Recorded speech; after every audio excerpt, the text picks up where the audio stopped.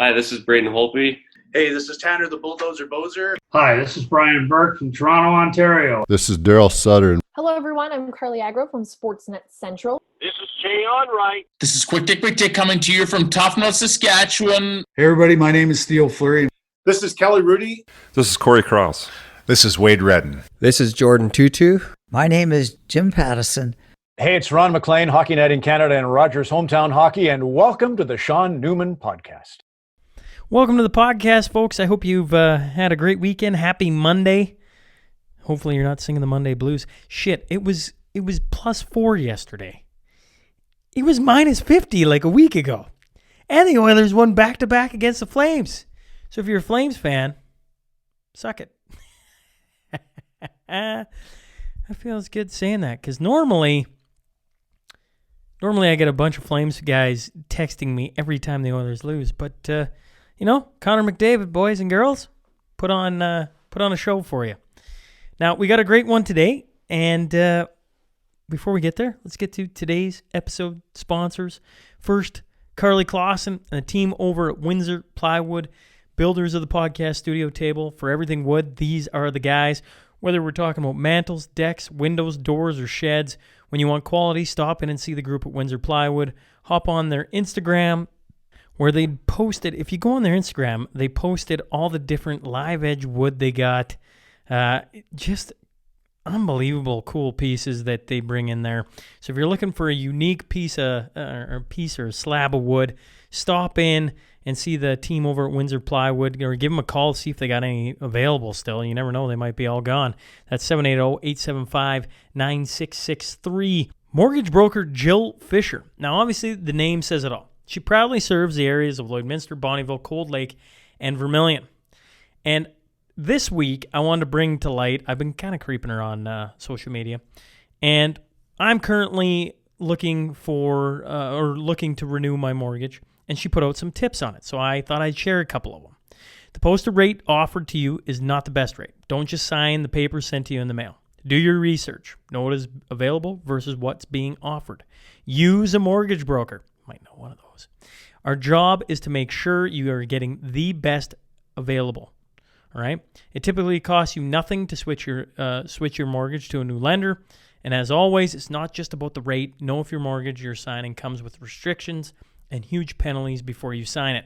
Now, I bring that to light because I'm in the middle of dealing with this, and Jill's making it a fun process. So if you're looking to renew your mortgage, which I've talked about a couple times, on maybe right now might be a good time with how low they are, give Jill Fisher a call, 780-872-2914, or visit her at jfisher.ca. Clay Smiley and the team over at Prophet River. Now, the story goes, Clay always wanted to have a Cooper rifle. He was unable to find it in Canada. It was then decided that he'd look into importing one, said Cooper, from the good old US of A. In 2002, he did just that, importing that Cooper from the United States. Not long after that, though, he had a friend who needed one. And then another friend, and then another friend. And pretty soon, this small-town teacher turned business guy out of his garage turned Prophet River into a major retailer of firearms, optics, and accessories that serves all of Canada. So if you're interested in anything firearms, optics, or accessories, go to profitriver.com today and check them out. I promise they can help. Clinton team over at Trophy Gallery. The showroom is back open 10 to 4 Monday through Friday. They are downtown Lloydminster, is Canada's supplier for glass and crystal awards. Business owners, this is a perfect way to show your appreciation to your staff. Clinton graves these luxurious awards right in store, and the variety is ridiculous. Take a look online at trophygallery.ca, all sizes, shapes, and price ranges. Contact Clint or Dean at Trophy Gallery, downtown Lloydminster today, Canada's award store. That is trophygallery.ca. Jen Gilbert and team for over 40 years, since 1976, the dedicated realtors of Coldwell Banker Cityside Realty have served Lloydminster and the surrounding area. They're passionate about our community, and they pride themselves on giving back through volunteer opportunities and partnerships as often as they can. We know that home is truly where awesomeness happens. Coldwell Banker, Cityside Realty, for everything real estate, 24 hours a day, 7 days a week. Give them a call, 780-875-3343. Have I mentioned lately the SNP billboard across from the UFA? Or how about the cutout they're about doing me now that's going to show up in Factory Sports here this week? Yeah, that's the team over at Read and Write, and Mrs. Deanna Wandler doing what she does best, making me look good. Yeah, you heard that right. There's going to be a cutout of me in Factory Sports beside some hats and sweaters and such forth. If you're looking to get any SMP gear, stop into Factory Sports. It's going to be there. You can see some of the work that Read and Write does, as my ugly mug is on something that's standing there. We had a little fun with it, though. You'll understand if you go in. Finally, Gartner Management is a Lloydminster-based company specializing in all types of rental properties to help meet your needs. Whether you're looking for a small office or a 6,000 square foot commercial space, give Wade Gartner a call today, 780-808-5025. And if you're heading into any of these businesses, make sure you let them know you heard about them from the podcast. Now let's get on to that T-Bar 1 tale of the tape.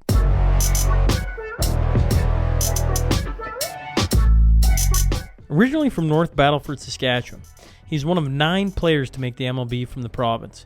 He played 4 years for the Division I Kentucky Wildcats. In the 2008 MLB draft, he was taken in the 10th round by the San Diego Padres. Over his career, he spent time in the organizations of the Padres, Twins, Blue Jays, Braves, and Mariners. And on February 8th, he signed a minor league contract taking him back to the Minnesota Twins. I'm talking about Andrew Albers. So buckle up. Here we go. This is Andrew Albers, and welcome to the Sean Newman Podcast.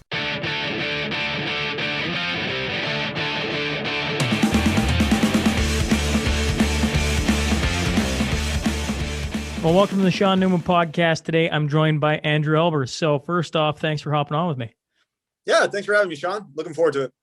Now, you come from North Battleford, Saskatchewan. I was doing a little digging, and I could be wrong on this, but the land of hockey, the land of farming, the land of everything else.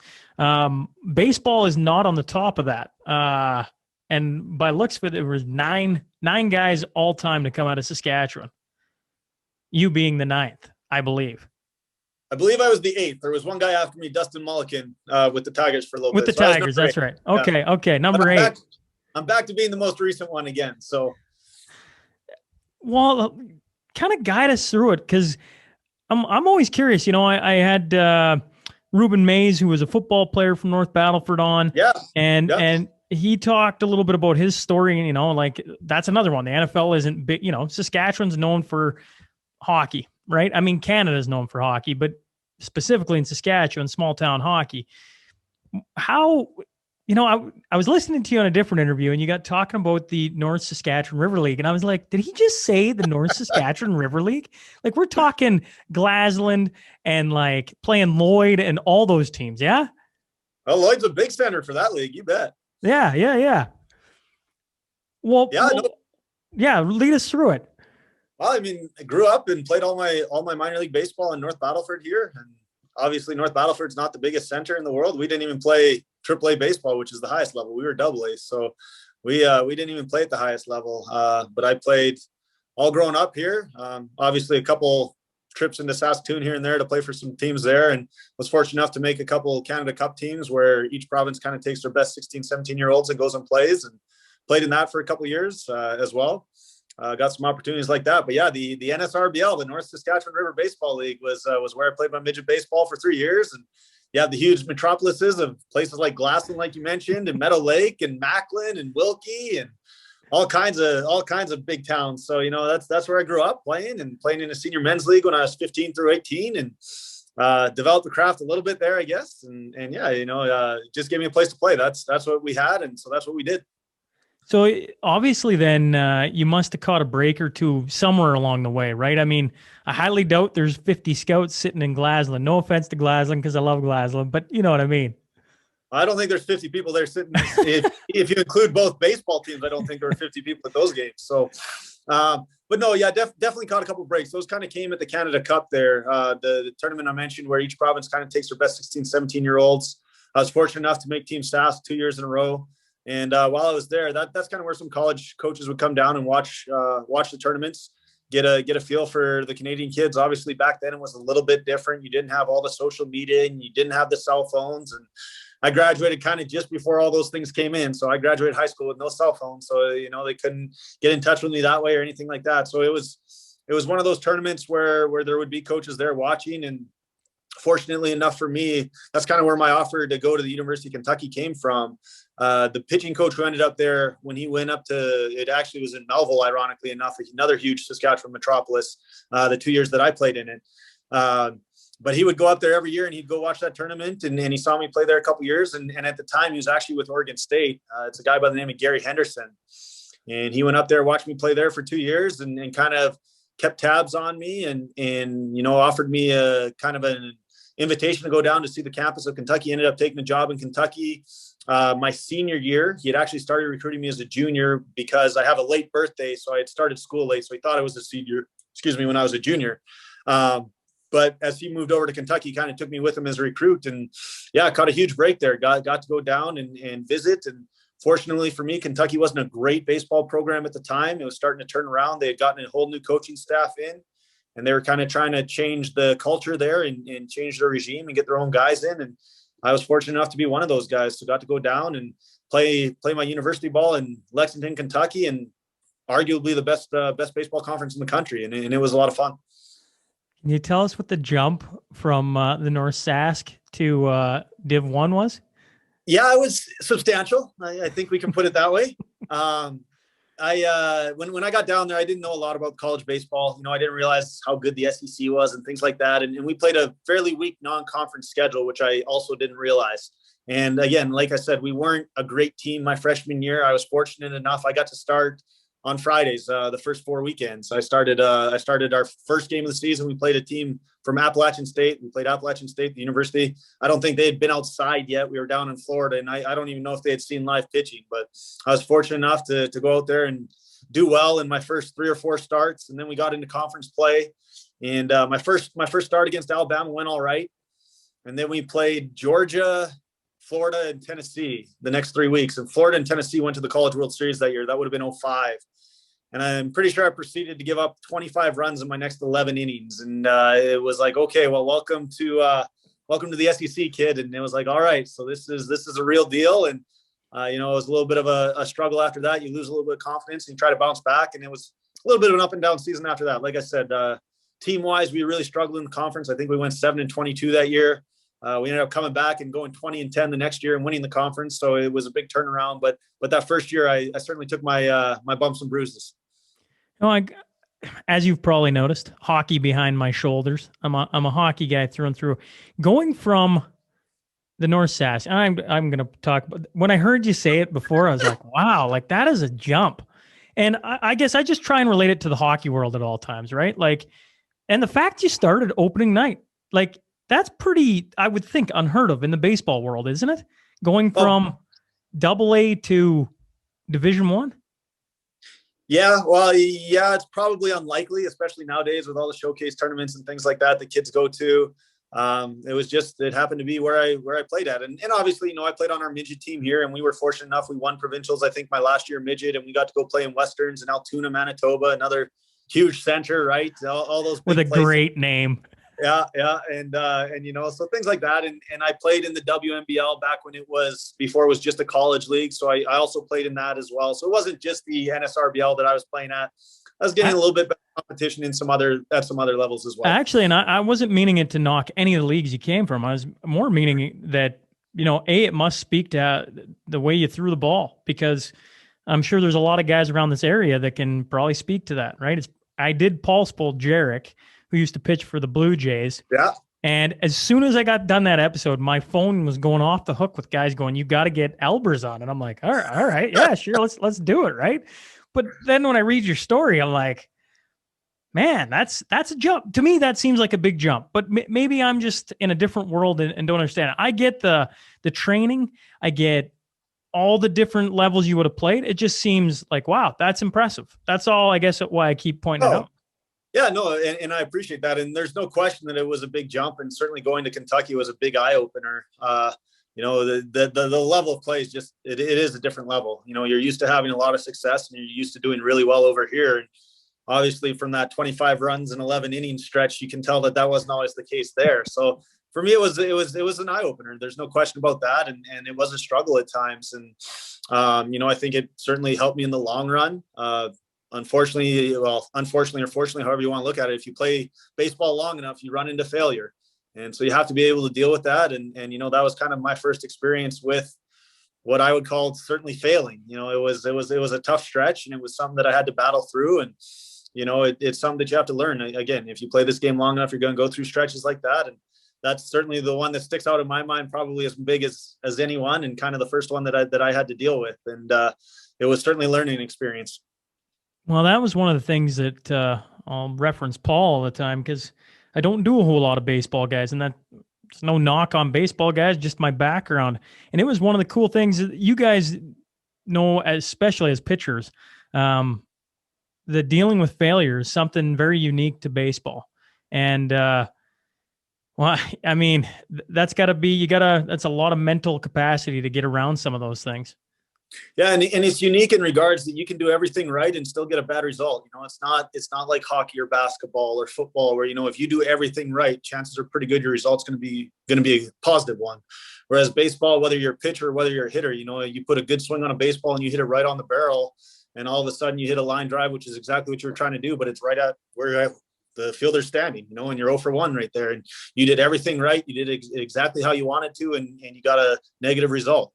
On the mound, you can go out there and execute a pitch, fool a guy, and he puts a bad swing on the ball, but he puts it in play and it falls somewhere where nobody's at. And again, you did everything that you wanted to do and you got a negative result. It's one of the few sports where that happens. And so that part of it certainly does take some getting used to. You have to learn how to deal with it and move on. It goes both ways. Sometimes you make a bad pitch and guy hits a rocket and he gets caught too. So you take the good with the bad there and you learn how to deal with those ups and downs, and just continue to try to be consistent in your approach and in what you're trying to do. Did you have anyone in the minors or along your road kind of help you along with that? My best, I had a couple major influences in my life. Obviously, my dad coached me all the way growing up in North Battleford, Saskatchewan. So he was my first coach, and he was my coach for whatever it was, 15 years here, however long I ended up playing here. Maybe not 15, 10, 12, whatever it was. But certainly my pitching coach in college, Gary Henderson, who I had mentioned before, had a tremendous impact on my career. I don't get to where I was without him. He was just an incredible coach. He did a great job with the mental side of the game, did a great job relating just life to baseball in general. And he's one of those guys who was a sports psychology major in college. And I'll tell you what, he could get in your head as quickly and as easily as he wanted to, and really mess you up if you felt like you needed that. But he was phenomenal at getting the most out of his guys and really figuring out what buttons needed to be pushed for you to kind of maximize your potential. And I really feel like without my 4 years with him, I don't get to where I'm at today. Would you care to share an example? I'm curious how he got in your head, or how he motivated. Oh, Gary used to have all kinds of great stories. I'll never forget the one day. Just a small example. I can't remember what year it is, but we're in our indoor facility, and it's before the season started. And he's come in and he's got a banged up thumb. His thumb is just he knocked it up against something, and he starts telling us the story. And he's like, guys, I was mowing my lawn with the lawnmower back when it was a push mower kind of deal, and I was going up trying to get around the trash can. And, I tried to just lift up the trash can and kind of mow around it, mow underneath. And sure enough, let go of the trash can and boom, lands right on my thumb. And he goes, you know what, guys, if I would have just stopped the lawnmower, gone and picked up the trash can, moved it, gone and mowed my lawn, it would have been fine. He says, you know what, you can't cut corners.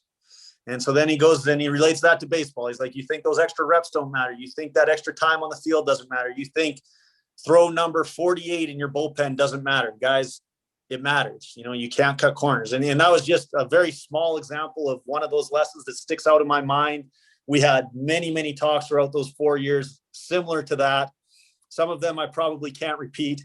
But he was phenomenal in that area of the game. And I'm very appreciative and thankful to have been around him for as long as I was. Yeah, I like to shed light on it no matter what athlete I'm talking to. Actually, anyone, any walk of life, because those people are, they just push you to a different spot, right?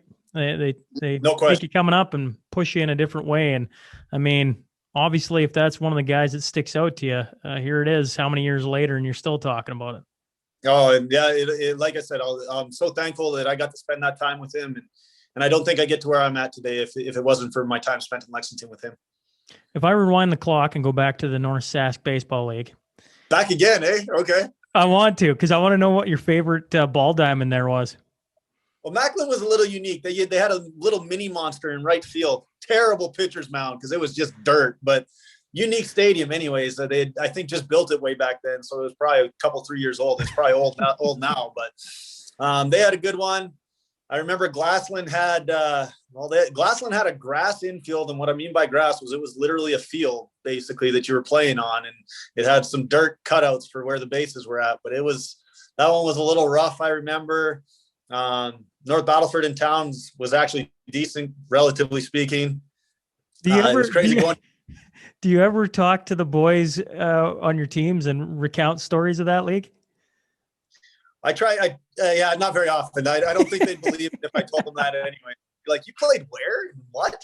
Oh yeah, just a pasture out in the middle of nowhere. There were gopher holes in the outfield. I don't know if they'd buy into that or not. So we try to leave that one on the back burner, and we'll talk about college and on instead of beforehand. Not that I'm not proud of having come from there, because I certainly am.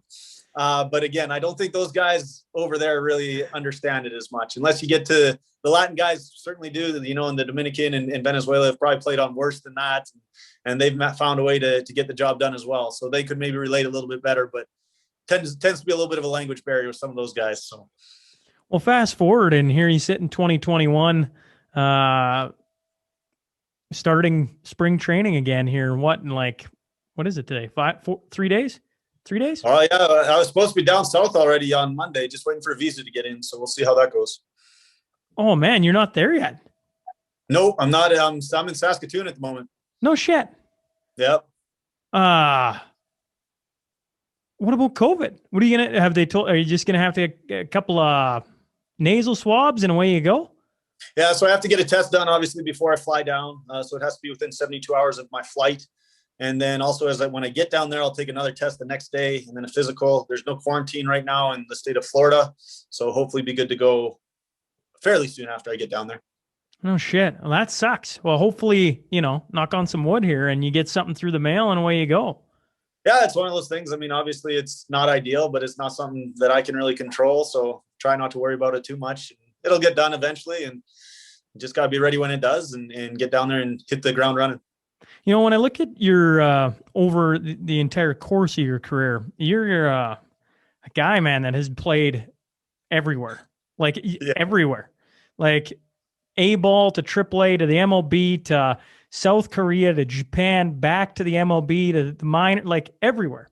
What are some when you look back, and I know you want to look forward to the upcoming training camp and everything, but if we look at some of the highlights of your career, like what places stick out to you? Well, actually, some of my favorite highlights have actually been with the national team, and getting the opportunity to play for Team Canada in a couple of the Pan Am games, and then also the World Baseball Classics as well. Those are high up there on my list. I was fortunate enough to start the gold medal game in 2011 when we beat the States 2-1 to win Canada's first senior men's medal in baseball, or gold medal, in a baseball competition. So that was a lot of fun. That night was really fun. And then we managed to repeat in 15 at home in Toronto, and I got to pitch in that game as well. I came in relief of Jeff Francis in that one. So getting to be a part of those two nights were pretty special. I think for me personally, I don't think anything's ever going to beat my major league debut and then start number 2 in the bigs. For people who don't know, right, that we're talking about Minnesota Twins. Yes. So that was in 2013. I debuted, I think it was August 6th in Kansas City. And that was certainly a night I'll never forget. I remember we got just crushed the day before. Kansas City beat us like 13-0 or something like that the night before. And I had just gotten called up. And so I'd been there for a couple of days, and I was thinking going into that game, I was like, okay, if I can just go out and throw, 6-7 innings and keep it close, we'll be in good shape. And I remember it was really hot and humid in Kansas City that day. And I went out and I threw my pregame bullpen, and it was one of the worst bullpens I've ever thrown in my life. And I felt so bad for our pitching coach, because he was probably just thinking, what the hell are we doing right now? We're going to send this kid out here after last night and this. And he's just probably like, holy shit, we're in trouble. And, it was one of those things where I went in and just regrouped a little bit and found a way to get a grip on the baseball, and went out there and things just went unbelievably well. They just kept hitting the ball at guys. And we talked a little bit about that early, how sometimes you do everything right and things go wrong, and sometimes you do things wrong and things go right. And those first 2 nights, everything just went right for me. And all of a sudden I'm into the 9th inning and I got a chance at a complete game. And I think we get hosed on a double play call. I'm still mad about it. Still think Lorenzo Cain was out at first base. And if he gets called out instead of safe, maybe I get a complete game in my debut. But there was no replay at the time. And so still a little bit bitter about that, in case you can't tell. And that night is just one I'll never forget, getting to step out on that big league mound for the first time, and for it to go like that for a kid like me, having played in the NSRBL and then getting to play at Kauffman Stadium. It's a little bit of a jump there as well. And I just remember walking out on the diamond and enjoying that first moment. And I actually had some buddies come down, and I didn't even know that they were coming down for the start. And the first thing I see when I walk out is I've got about 5 or 6 guys that I played ball with here in town, and they're just yelling at me, "Hey, Albers, Albers!" And of course, none of them have their shirts on, and they got Albers on their chests, and they're maybe not the best looking guys on earth these days, but hey, they're looking pretty good to me. And I just chuckled, and it was a moment that for me, allowed me to relax a little bit, and something that I'll never forget. Yeah, and then to go out and pitch 8 1/3. Yeah, and then you go 8 1/3 shutout, and it's like, well, it's not going to get any better than that. And I faced Cleveland 6 days later and go complete game shutout. And I don't even know how to describe it. It's one of those things. I don't know if something like that will ever happen again. With prospects these days, usually they don't get to go that long. And fortunately, I guess for me, I wasn't necessarily a prospect. I think I was the first guy to do it since the 50s. And so, I think the last guy to throw a complete game shutout in his debut was in 2005, a guy by the name of Andy Van Hecken, who I actually looked that one up afterwards. And ironically enough, I played against him in South Korea. So it's just crazy how things like that work. And for it to happen to me, of all people, with the ride that I had and the roller coaster that I've had from a career standpoint, you talk about all the different places that I played, for those first 2 nights to go the way that they did. It was a dream come true. And it's certainly something that I'll always remember. Were you shitting bricks when in your second game you're at like inning 7 and you're like, oh man, like what's going on here? Inning 8 and you're like, oh, I'm getting close. Like, were you just in the zone? I was in a good place at that point in time. My last 3 or 4 starts in AAA, I think I had gone at least 7 or 8 in each of them, and had been pitching really well. My fastball command was outstanding at the time. And again, riding really confident with everything. Everything's going right. You're feeling really, really good those days. And you don't really think about it. I think I remember having the thought of when I got into the 9th, man, it'd be nice to finish this one. But really up until then, I wasn't real sure how it was going to go. The game against Cleveland was pretty close. I think we ended up winning 3-0.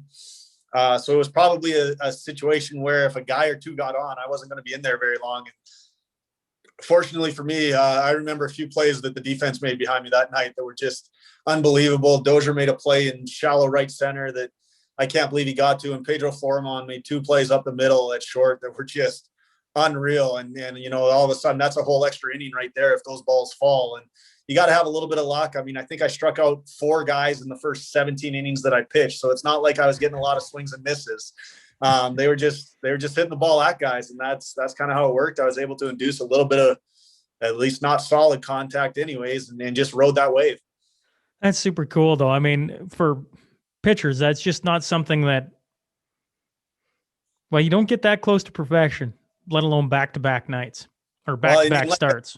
Like I said, I don't know when the next time something like that'll happen. It'll be interesting because again, the way the game is gone now with the bullpens being as good as they are and with prospects coming up the way that they do, they're generally on a pretty short leash. And if you're going to strike out a bunch of guys and you've got really good stuff, you're not getting through 9 innings on 100 pitches. You know, for me, only striking out the 4 guys helped a little bit because it kept the at-bats a little bit shorter and they put the ball in play, and it just all went right. I think the first night I threw 108, 109, and then the next start was, I think, under 105. So it just, everything came together and everything went right. And you know, like I said, for a guy like me, for the journey that I had, for a kid from Saskatchewan to have that happen in their first 2 starts was, I don't think you could write that and someone would believe you. So I'm very fortunate to have gone through that.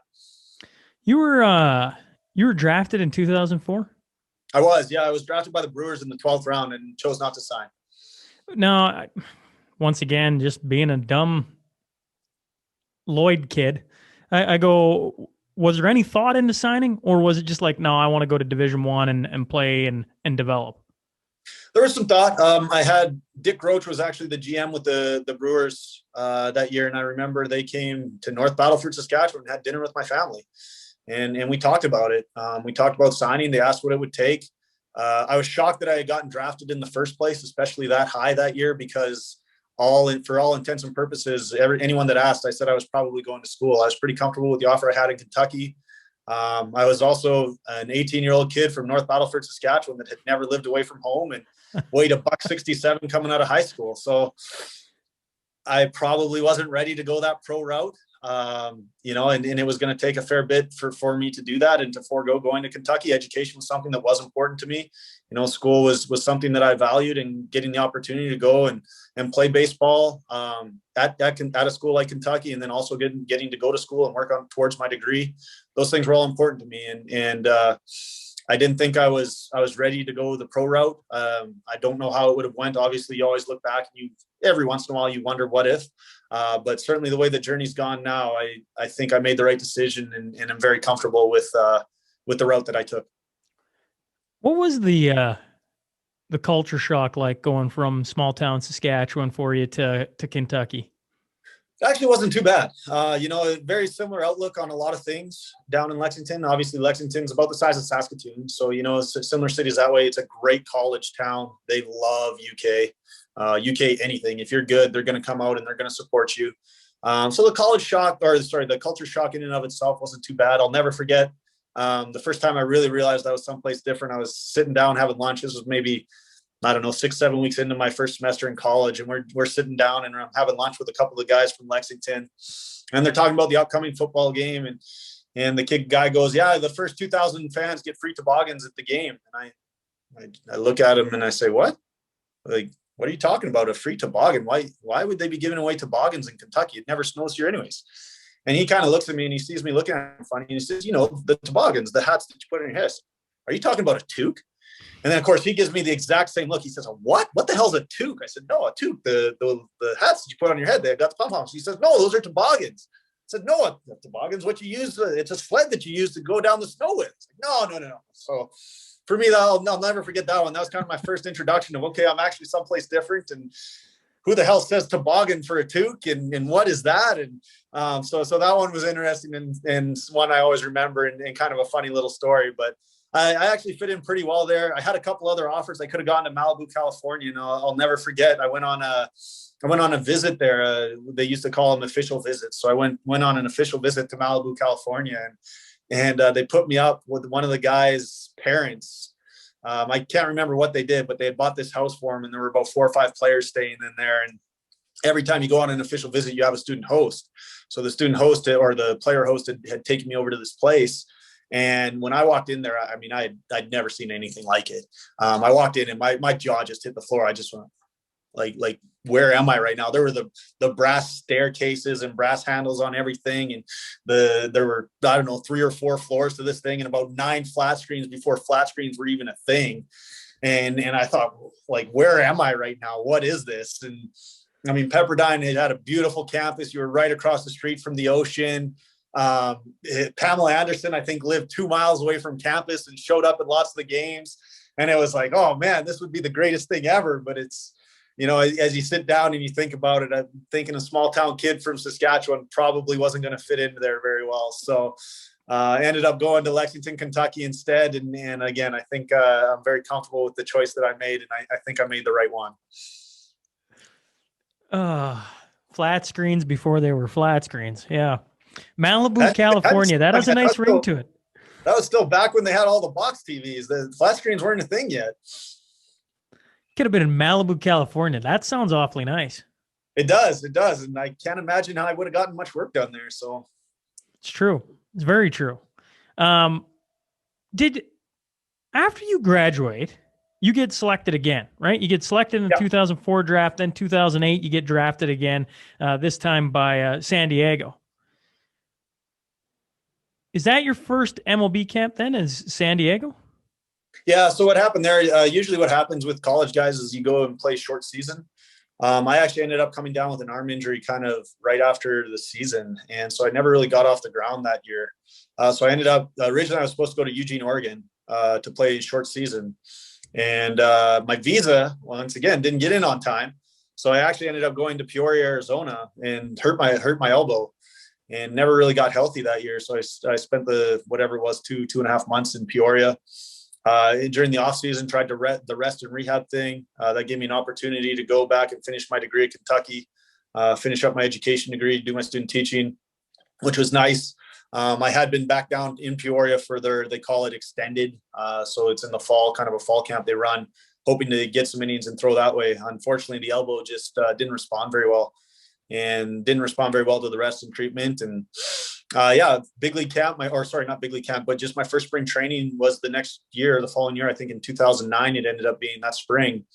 And I went in with kind of a bummed elbow and I'd been rehabbing it for about 8 months and it just wasn't getting better. So it was one of those things where it was like, okay, I'm going to throw until it either goes away or I blow it out. And, unfortunately I blew it out that year and ended up having to have surgery. And originally when I went into San Diego, I had done all the MRIs and had the stress x-rays and all those things, and they had kept coming back negative. And it was getting pretty frustrating because knowing that they're coming back negative, it was like, man, well, maybe there isn't something wrong. Maybe I do need to just gut it out and throw through this. But I went down there thinking I was just going to get a scope on my elbow. So I was planning on about a 6-week recovery.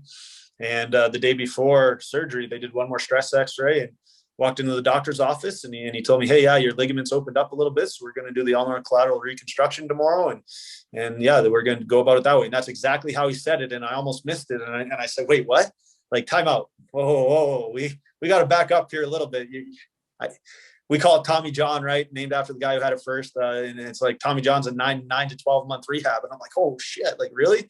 We're all of a sudden we go from 6 weeks to 9 months. And I was like, all right, well, I mean, nothing I can do about it. And had to get it done because I knew I couldn't pitch through a season the way my elbow felt. So went in, got it done the next day and spent that whole, I guess, season rehabbing in Peoria, Arizona. I have to assume some things went through your head after you've had surgery like that, because I mean, as a pitcher, that's your go-to. That's your arm. Like, were you like sitting there going like, man, what if I can't throw a ball again? Or what if, or I assume some of that went through your mind. It had to be reassuring as soon as you could. Like, no. It's as good as new. It's fine. But I mean, I don't know, man. Tommy John, that sucks. Yeah, I mean, and it's a common enough procedure now and enough guys go through it. You feel like the results are pretty good for the most part. It has like a 95% success rate where guys come back and they're as good, if not better than they were before.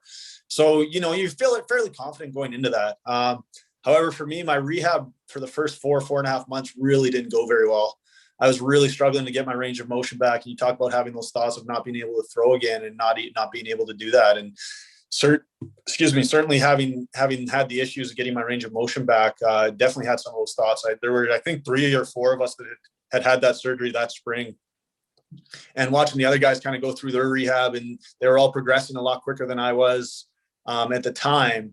I was certainly frustrating. And it got to the point I'll never forget. I remember walking out to the Diamonds in Peoria one day when there was nobody there. It was at night, and we lived in a hotel right across from the field. And so there was nobody out there. And I was just walking on one of the backfields and I picked up a baseball, and it was like, man, I hadn't thrown in whatever it was, 3 or 4 months, and just threw a couple against the fence. And it was like, don't know if I'll ever be able to do this again or not. And again, my range of motion was just awful 4.5 months out. And so they ended up sending me in for a second surgery. But before that, it got to the point where I honestly got to the point where I didn't care if I could ever throw again. I just wanted to be able to move my arm to do other things, for daily quality of life. And honestly, when I look back on it, I think it gave me a little bit more of an appreciation for the game and for being able to do what I get to do. And certainly when things are going tough or when things aren't going well, it's an experience that I go back on and reflect on a little bit, because I'm so fortunate that I get to do something that not many people do. And even when things aren't going well, to remember that, I am lucky to be able to do this, and that I am fortunate to even go out there. And even if I suck, at least I get to go out there and I get to play and I get to compete. And that's a lot of fun. And I've gotten to do it for a long time, a lot longer than most, despite some of the hurdles and obstacles. And again, when things aren't going so well, those are the kinds of things you try to reflect on and just be thankful that you're still there and you're still kicking and you still get to do something that you love to do and make a living at it. Now, Hal, you were a young guy and very close to, well, like you say, range of motion, right? Like just in an instant, it could be all gone. Yeah. There were some dark times in Peoria that year. There's no question about that. It was not the rosiest time of life, but again, when you look back, for me, when I reflect on it, when I look back on it, I'm thankful for those lessons that I learned now. And it did put baseball into perspective for me a little bit of, it's not everything in life. I used to be incredibly hard on myself if something went bad or I didn't perform the way I thought I should have.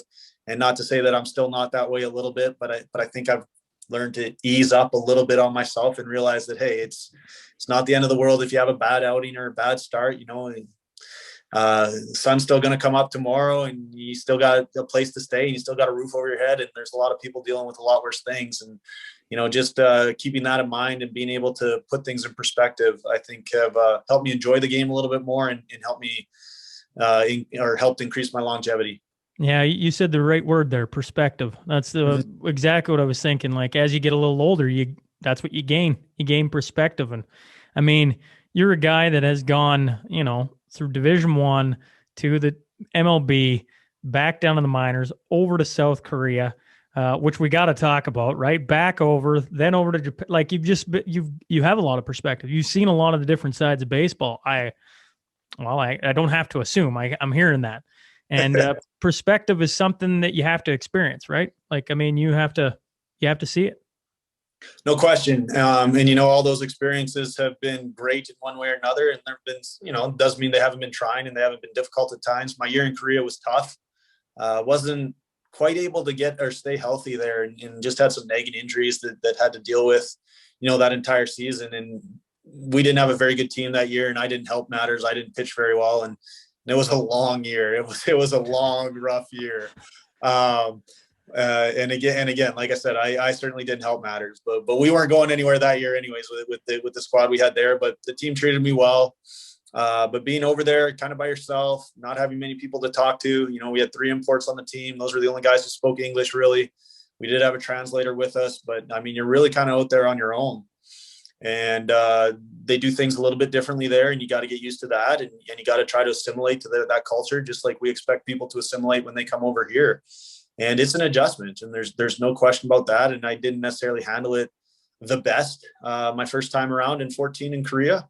I think I did a much better job with it when I got to go to Japan in 18. I was a little more prepared for what was going to happen and kind of knew how, or at least had an idea of how things would work there.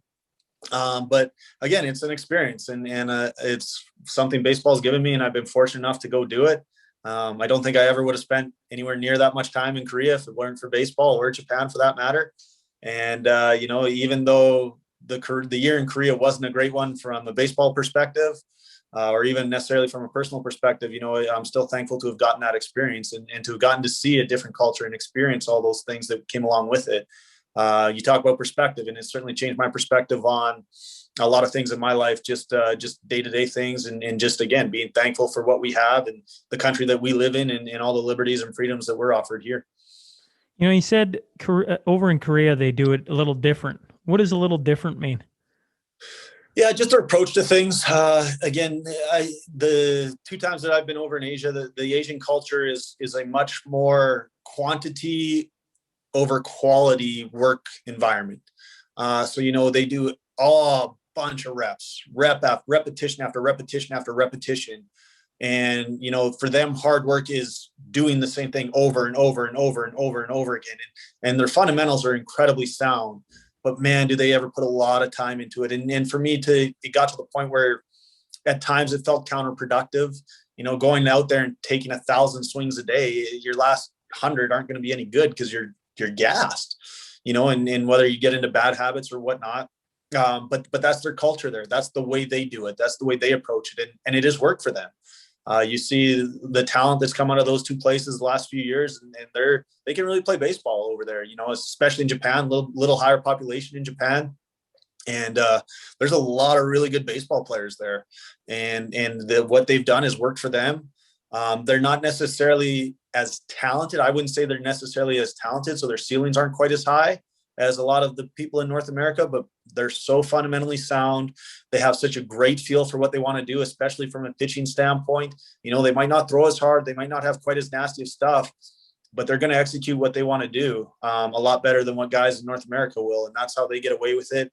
That's how they are successful. And that's why they can compete on any stage. You know, they do that. And that's part of that work ethic and culture. That repetition of just going over and over and over again and continuing to work through that and find a way to power through that. There is something to be said for that as well. On these teams, did you have translators? Yeah, so there was one translator for the three of us in Korea, and then in Japan there were about 3 translators for about 6 of us, or 5 or 6 of us in between the minors and the big leagues there.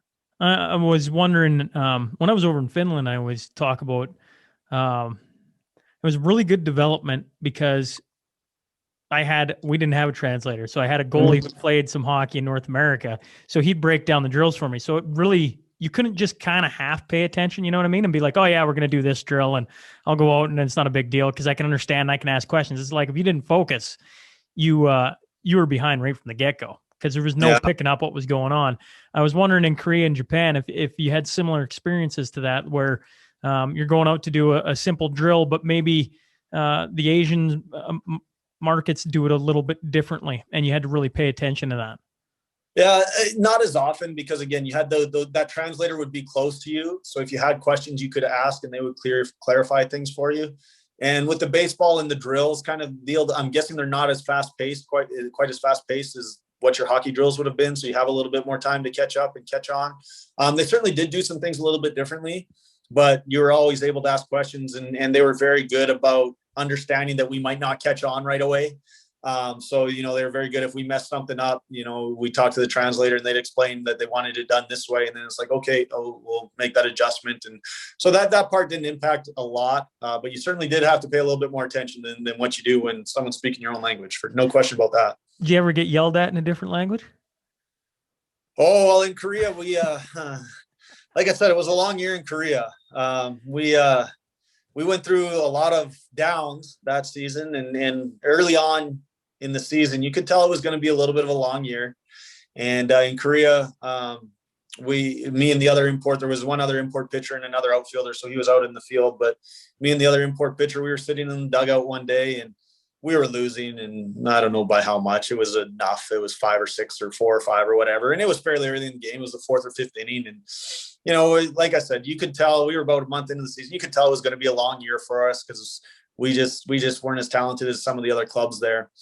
And I can't remember what was said, but one of us said something and we both kind of chuckled, and our pitching coach got our translator and he took us out into the hallway and he kind of started yelling at us. And he's like, you know, the translation that I got anyways was, hey, you guys need to be more serious and take this seriously. And we're out here, you know, we got to work hard, and we can't be laughing when we're losing in the dugout and things like that. And it was just like, well, okay, like, you know, we got 143 of these games to play and we're not going to win very many of them. So you got to find a way to at least enjoy it somehow, is kind of my thought process. You know, again, it's just a little bit of a different culture there. And that was kind of how they approach things. And not to say that it was right or wrong, or that we were right or wrong, or either way, but it was just a different approach to things. So I do remember that one. That's kind of the only time I really remember getting yelled at either of those places. Obviously, other than for motivational purposes, that happens sometimes when your team's going through a funk, or, you know, you come out lackadaisical without a lot of energy, some things like that, you know, so then you get one of those talking tos. I'm sure you've had your share of those in the hockey realm. So, you know, all about those. And that's fine. That happens. And that's just part of the team deal. But that specific one was one for me that I remember. Well, I always go back. We didn't have a translator, so it was great because I got yelled at a few times. You get scored on, you make a sloppy play. I mean, we've all been there. But I remember getting yelled at, and my defense partner, I looked over at him and I said, "Is he mad?" He goes, "Oh no, you play well, right?" And I just got lit up. I'm like, right. Now I'm pretty sure he's telling me I'm an idiot, but that's all right because I can't understand. Well, that's the nice thing about playing in the foreign countries, right? You think everybody's complimenting you. There's no way they're calling you an idiot or saying you're terrible or anything like that. And then when you can't read the newspapers either, it's like, man, life's great here. Everything's rosy. Everyone must think I'm great. Did you ever try? Doing or not. Did you ever try and pick up the language? I did a little bit. I did. So my first year there, well, I didn't do a very good job in Korea, learning the language at all. In Japan, my first year there, I mean, the first year you go somewhere new, you're just trying to be on time and be in the right place at the right time. You're not worried treading water is the way I do it. Exactly. Just trying to keep your head above water. The other stuff, there's too much going on. You're not familiar with anything. You're just trying to stay afloat, like you said. So my first year in Japan was like that. My second year in spring, was a little bit more comfortable. Learned a little bit of the language. I didn't do a great job. The one thing, when you have those translators, they become a crutch for you. And so you don't put as much effort as you maybe should into learning the language. And I found Japanese to be a little bit difficult. Obviously, they don't use the same alphabet. They have 3 different alphabets, for crying out loud. And none of the words sound anywhere close to anything that right? So it was a struggle. I did pick up a little bit. I could piece together some sentences. I wouldn't say I could have a conversation with anyone in Japanese. I didn't get that far. But, by the end of my time there, I could at least piece some things together and partly understand some of what was getting said anyways. One of the iconic moments in Toronto Blue Jays history in the last, since Joe Carter has been the Batista bat flip. You were in the minors, as if I'm doing my math correct, playing for Buffalo. Am I on the right track there? Oh, I was probably on the Phantom by then. On the Phantom by then? Probably. I think that was later on in the year. Well, our season would have been done, right? Right. But yeah. You were in the organization. You would have went to spring training with that team, yeah? Well, I had my one day up in the bigs with him that year too. Well, that's the crazy. That's what I have written down. You play called up on May 1st, you pitch a game, and sent back down on May 2nd. Are you looking around going like, what is going on, or that's just the way it was? You kind of understood the deal. That day, like you were pretty sure it wasn't going to be a long-term thing. It was one of those things where I think they'd had an extra inning game the day before, so they'd used up most of their bullpen, and it happened to be my start day down in the minors, and they needed somebody who could chew up innings if the starter got in trouble. And so I got called up in that role, and unfortunately Burley had a little bit of a rough start, so I got called in early, and I pitched my whatever it was 2 or 3 innings, and then I was used up, so it was go back down to Buffalo and bring the next guy up who's fresh. And that's kind of how sometimes that's just how it works when the big league team is struggling from a pitching standpoint. As far as innings go, they just the guys need a little bit of a break, or they need a day or two off, or if the starter happens to get in trouble, they need someone who can throw 4 or 5 innings, because a lot of times those relievers aren't stretched out like that. That's not really their role. And that was just one of those situations. And I happened to pitch that night. And so after I had pitched, it didn't go great. I came in and I gave up a home run to the first guy I faced, and there were 2 guys on. Burley's runners were on. So I cashed in a couple of them for him, unfortunately, but you can't give up Mark Burley's runs and expect to stay up in the big league. So I got sent down afterwards, and it was just part of the deal. But yeah, that's kind of how the business side of that works sometimes. And I was thankful for the opportunity to go up and put on a Toronto Blue Jays uniform. That was kind of a dream come true, even though it could have gone a little bit better, and it only happened for one day, but it was still special. Was that a cool locker room to be in? Yeah, well, again, I didn't spend a lot of time there, right? Like, you're there, you talk about staying afloat. I drove down, we were in Buffalo, so I drove from Buffalo to Cleveland that morning, and I got there in the afternoon and just geared up and stretched out and went to the pen. Like, I didn't get a chance to talk to a lot of the guys or anything like that. So as far as the locker room atmosphere, I can't really comment on it. And then I got sent down after the game. So you walk in, they're like, who is this guy? I don't know, it's our pitcher tonight. All right, see you later. I mean, I think Danny Valencia was beside me, and I had met him over with Minnesota, and I sat down and I started getting dressed, and he introduced himself to me, and I introduced myself to him. He's like, "Oh yeah, so where are you from?" It's like, well, Danny, I met you a couple years ago with the Twins. It's like, oh yeah, my bad. So anyways, that's kind of how that whole deal went. And then you disappear and nobody knows who you are anyways. So I ended up running into Danny again on Seattle a few years later. It was the same conversation, which is kind of funny. And when you're up and down there for a day, you know, there's nothing you can do about it. And it's just, you're just in and out, and you're there to hopefully do your job, and hopefully you can do it well. I'd listened to an interview you did. This is years ago, so I highly doubt you're still doing it, but maybe you are. But in the off season, you used to work as a substitute teacher? Well, yeah, that's part of the reason I went back and finished my degree. I up until 17, I substitute taught. When I went over in Japan, I quit doing it because coming back to Canada, I wasn't able to do it. It kind of messed up with my taxes. Otherwise, I still may have been doing it in the off season. But it's a pretty good gig when you're coming up through the minors and you're not making a lot of money. It's a great off season job. You know, you come in and you can leave whenever you want, and you're not leaving anyone high and dry. And I worked at my old high school in my small town, North Battleford, the school that I went to. And I actually really enjoyed it. It was a lot of fun. Loved the staff. I had a lot of great relationships there as a student. Not many of those teachers are left anymore, but when I started, there were still lots of them there. So, you know, it was fun going back there, and it gave me a place to throw. I could go into the gym, and I used to get ready for seasons by throwing a baseball up against the cinder blocks and letting it come back. And that was how I would get ready for spring training every year. And it gave me a place to do that. And it worked out really well. And they were experiences that I really enjoyed getting to do that. Haven't done it in a few years. I don't know if I'll go back to it this year. We'll see what happens and see where I'm at the end of the season and whatnot, and go from there. It's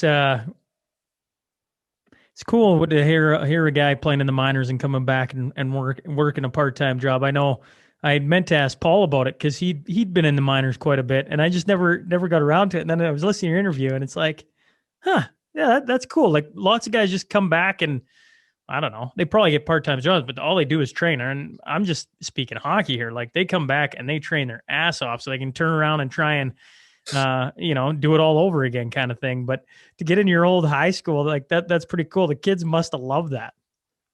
Well, I mean, kids are kids. Some of them knew who you were, some of them didn't. And honestly, it didn't really matter to them. It was more about how you treated them. And that's what they're more concerned about. And that's one of the great things about kids too, is especially in a place like that where baseball is not real big. And I certainly wasn't very well known from a baseball standpoint. Obviously in my hometown, a little bit more so, but the kids, that didn't faze them very much. It was more just, how you treated them on a day-to-day basis. And that's one of the great things about kids is that's what they're concerned about.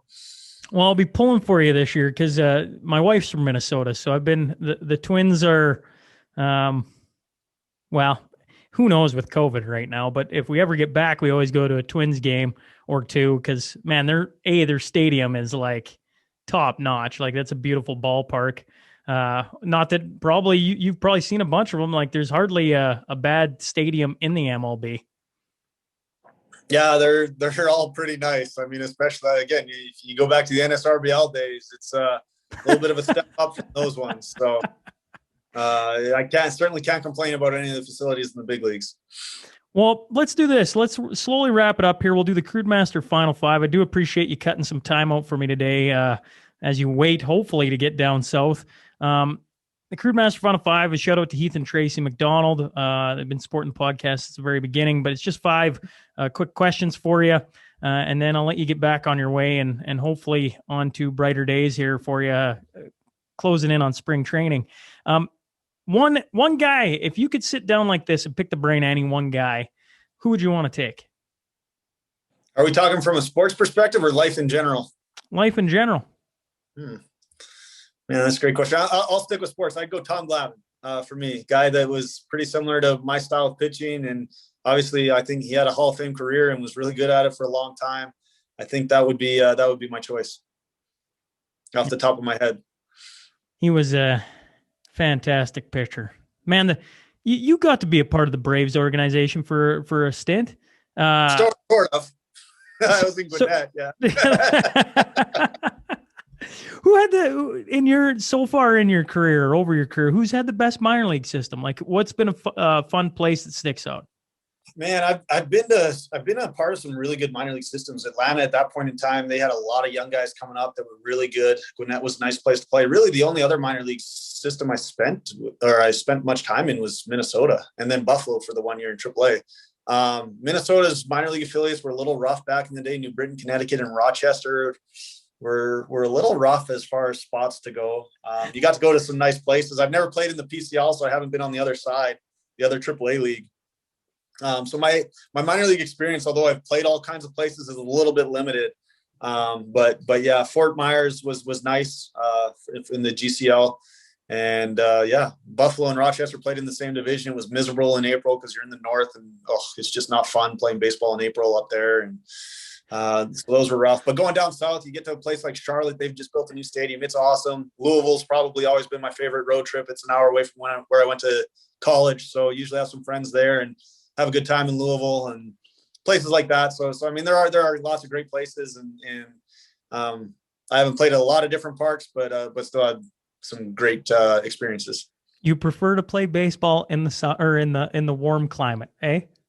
I do, but I don't want it to be too warm. Japan at times got hot. It was really humid in Japan, so at times it was a little bit too much. But certainly, I'd prefer playing it in the warm weather than the cold weather, if I had to pick one. If you're traded, who's the one guy you'd want to bring along with you? Shoot, honestly, I don't even know. Are we talking like from the Twins or just anywhere? Anywhere. Oh man. Well, probably my favorite teammate of all time is the guy who's not playing anymore. Does he still have to be playing? No, hell no. It's a guy by the name of Matt Scholl. Him and I, we played in Fort Myers together. And we came up a little bit through the Twin system, and we were buddies early on. And when my visa got in that first year with the Twins in 2011, him and I got moved over to high A together. And so we lived in a hotel room with each other for pretty much the whole season. So we got to know each other probably better than we would have liked. But, he's a great dude, and we still stay in touch, and him and I are friends, and he's one of my good buddies that I've made playing baseball. So I think I'd have to go with him. I didn't think about it the entire time. As you're bouncing around to all these places, you probably don't buy a house and like settle in. You're living out of hotel rooms? Well, living out of something anyways. I was really excited in 2018 at the end of the season when I signed to go back to Japan, that I didn't have to pack up all of my belongings in my apartment at the end of the year. I actually got to leave some things in an apartment, and it was the first time I think since college that I had gotten to do that. So that was really exciting for me, that I didn't have to pack up my 2 suitcases and move everything home. Are you excited about like, well, I'm off to the next place, I'm excited to go? Or are you like, fuck, I just want to, can I just hang my hat here for a little bit? I guess you go through both of those emotions. I mean, I'm sure you've been through it as well with your journey, and you go through both of those. Sometimes it'd be nice to just settle down and be in one place for a little bit of time, but at the same time, new places are always exciting and new adventures are always there. And again, with my career path and the way things have gone, I've been fortunate to go do a lot of different and exciting things and go see a lot of different places. So there's a little bit of both with that, knowing that you're not going to be there very long, but at the same time, you do get to experience something new. If it's Game 7, World Series, you're up 3-2, bottom of the 9th, bases loaded, you're called in to close it out. What batter do you want to face? And you got his number. Has to be a big leaguer? Has to be a big leaguer. Oh, not Rougned Odor. Not him. He owns me. Of all the people. So anyone but him, maybe. Believe it or not, I've had some success against Mike Trout. Now, I would never want to face Mike Trout in that situation. All I heard is you want to face Mike Trout in that situation. Never, ever, ever. Don't you dare quote me on that, because he'll probably never have another at bat against me that doesn't leave the yard. So we won't say that. I don't know. Whoever the worst hitter in the lineup is at that point in time, give me that weak righty that I got a good shot of getting out of there with. But yeah, all depends on who I'm facing.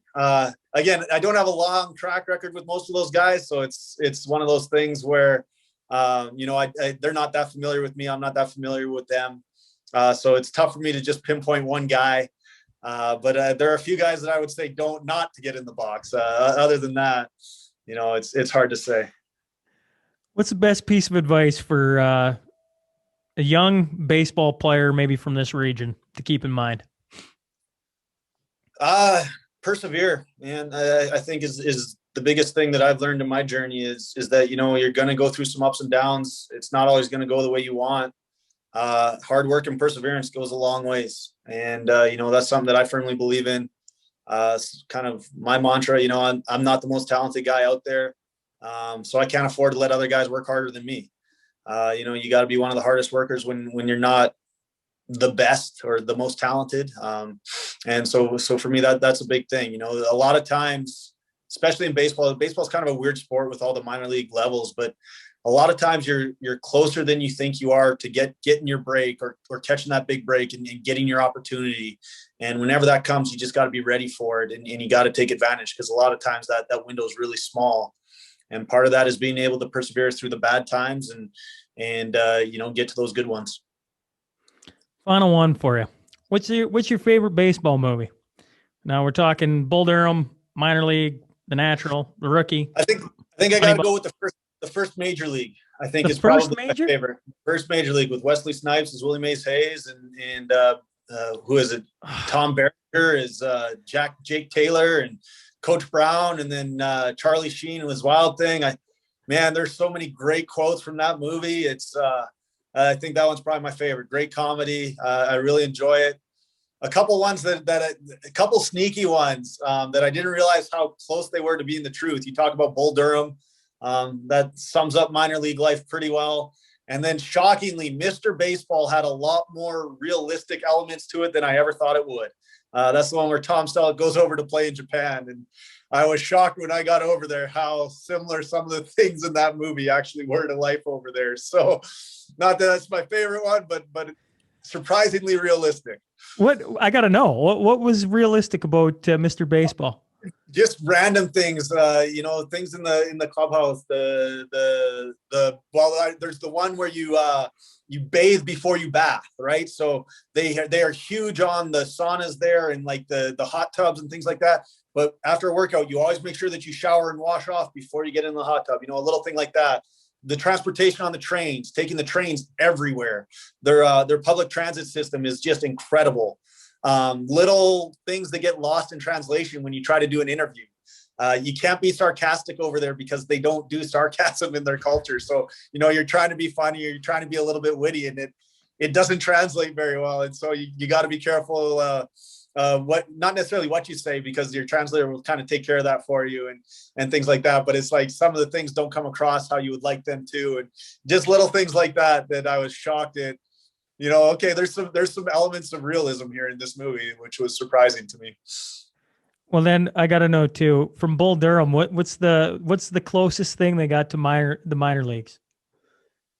Well, there you have the bus rides. I think my favorite scene is when Kevin Costner gets them a rain out the night before a game, and he bets his teammates that he can get him a rain out. And obviously this was back a little while ago, but he goes and gets the sprinkler and runs it all night on the baseball field, and they can't play the next day. So, things like that, or the manager yelling at them, yelling at the kids to scare them.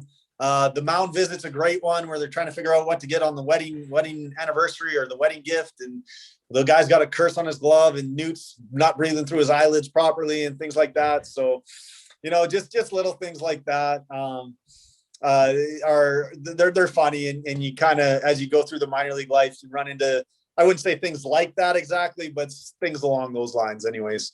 What's your best minor league story? Oh man, that's a great question. Let me think on that for a second. I don't have a ton of great ones, I guess. One of my favorite ones is I had a mound visit once. Marty Mason was my pitching coach, and I was AAA in Rochester. And I was going through a pretty decent stretch. I'd been pitching fairly well, and I got into a little bit of trouble, and I don't know what it was, the 6th or 7th inning. And Marty was an interesting guy, pretty funny guy, not a man of many words. And he walked out to the mound. And he walks out, and I'm usually on the mound. Usually during a pitching visit, they'll have something to say to you. Hey, this is what we want to do with this guy, or a small adjustment mechanics wise, or this is what we want to throw here, or whatever. Marty comes out.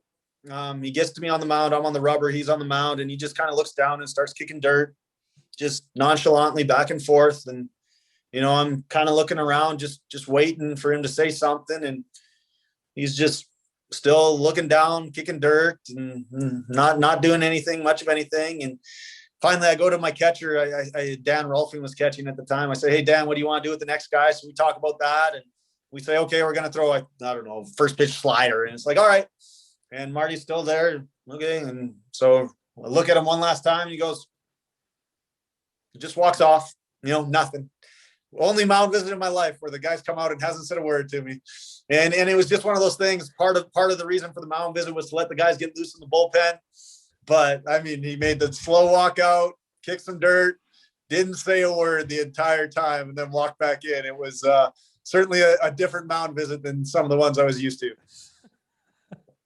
Well, man, it's been nice nice having you on. I appreciate you doing this. And like I say, I hope the paperwork comes through so you can get down south and get playing some ball, and wish you the best of luck here in the upcoming season. But once again, thanks for hopping on and doing this with me. Absolutely. I appreciate it, Sean. It was a lot of fun. Hey, folks, thanks for joining us today. If you just stumbled on the show, please click subscribe. Then scroll to the bottom and rate and leave a review. I promise it helps. Remember, every Monday and Wednesday, we will have a new guest sitting down to share their story. The Sean Newman Podcast is available for free on Apple, Spotify, YouTube, and wherever else you get your podcast fix. Until next time.